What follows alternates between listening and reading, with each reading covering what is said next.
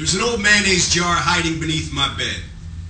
Every day I shove bad memories down its throat like my own personal museum of things I just can't quite bring myself to forget yet. It's brimming with words I wish I could force back into my mouth. The taste of playground gravel, the smell of police station coffee, that wedding, the ride home from the hospital, the lens flares, a gun barrel casts in the sun, dodgeballs. Lots of dodgeballs. Fat kids unite.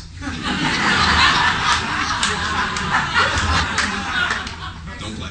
And of course, romance. Since gone the way of the goldfish. And I like to keep ex-lovers toward the outside of the jar.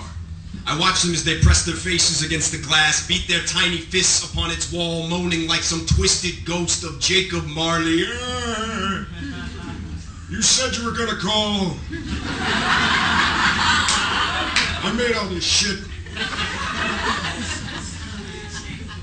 And sometimes, when I'm sure no one is looking, I roll the jar inside my palm and play a little game I like to call Ex-Lover Countdown. Coming in at number 10. If you didn't know better, you thought I'd taken out a personal ad. Single white male, 21, relatively attractive, I guess, kind of. Enjoys poetry, seeks female, willing to treat him like shit within the confines of a terminal, largely sexless relationship built on grain, alcohol, and guilt. Number 9. I had to stop and ask myself, is it a bad sign when the first time you visit her apartment there's already a pregnancy test on top of the trash? True story. Number 8. I'd never seen her order steak before, and I'd like to thank her for making it clear that this was to be our last meal together. Number 7, who told me that when I put her on a pedestal, it's really easy for her to kick me in the face. Number 8, who told me, remember when I slept with your best friend? I wish I had something more witty to say than, I'm sorry, you did what? Number 6. Had a problem with silence, so she talked the way she smoked, end to end, rambling for hours about absolutely nothing, stopping only to light another cigarette. When she ran out of cigarettes, she turned the stereo up, or burst inexplicably into tears while we kissed. It was here that I learned I do not have a thing for crazy girls. Crazy girls have a thing for this guy.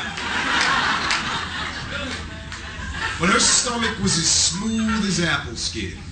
And each night, just before dawn, I would roll from her tiny bed, get dressed hastily in the dark, desperate not to rouse her, though I knew she wasn't sleeping, and I wonder now what might have been if I had stayed until the sun wedged its way past the drapes. Would we have found our silence then?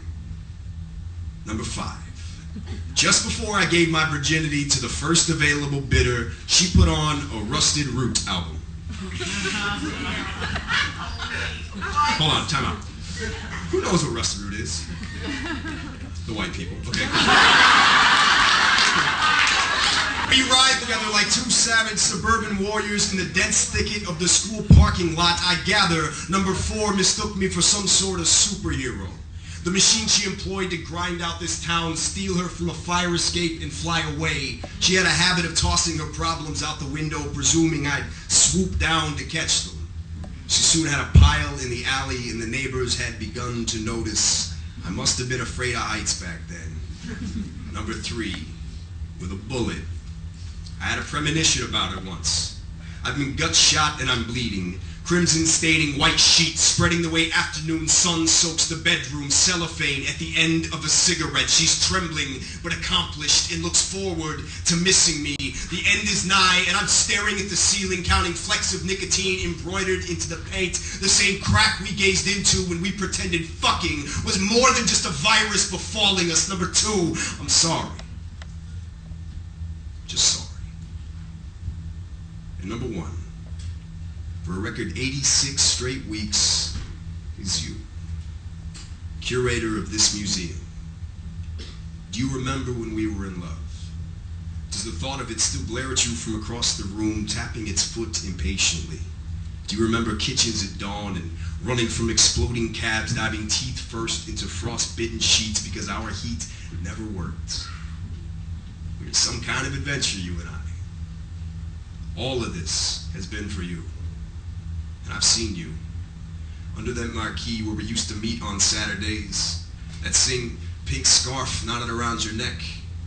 Same balances of midnight strewn about your face. Still a quiet exuberance in the way you lean in, arms and elbows with a new lover kissing like the war just ended. I'm glad you found your sailor while I was lost at sea. How appealing memory lane can be when you never look down.